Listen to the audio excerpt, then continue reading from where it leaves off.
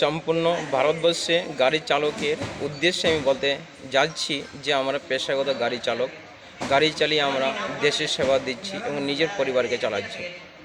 কিন্তু আমরা ভাবতে হবে যে লাইসেন্স সরকার আমাদেরকে দিয়েছে, সেই লাইসেন্সের উপরে আমাদেরকে কোনো সুরক্ষিত করার জন্য সরকার কোনো নিয়ম বানায়নি।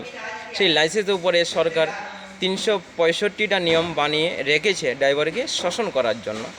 তাই বলতে যাচ্ছি, সম্পূর্ণ ভারতবর্ষের গাড়ি চালক যেদিন আপনি আপনার মান সম্মান, অধিকারের আওয়াজ এবং উজ্জ্বল ভবিষ্যৎ নিয়ে চিন্তা করতে পারবেন, সেদিনই ভারতবর্ষে নতুন ইতিহাস তৈরি হবে এবং নতুন ইতিহাস আমরা লিখতে পারবো।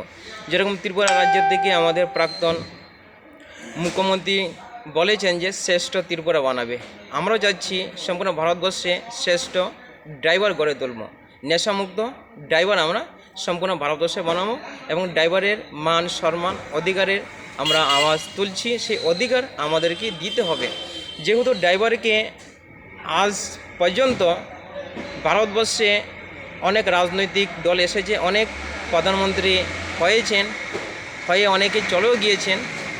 এখন যে আমাদের ভারতবর্ষের প্রধানমন্ত্রী যে রয়েছেন, সেই ভারতবর্ষের প্রধানমন্ত্রীজির কাছে আমরা ড্রাইভার সমাজের উজ্জ্বল ভবিষ্যৎ নিয়ে যে 29 দফা দাবি রেখেছি, সেই দাবির উপরে সরকার এখন অবধি কোনো বিচার রাখেনি। তাই আমরা 2024-এ বিহার বৈশালী জেলার থেকে যে আমরা লোকসভা চুনাব লড়তে যাচ্ছি, আমাদের অধিকারীকে জিতিয়ে আমরা সংসদে পাঠানোর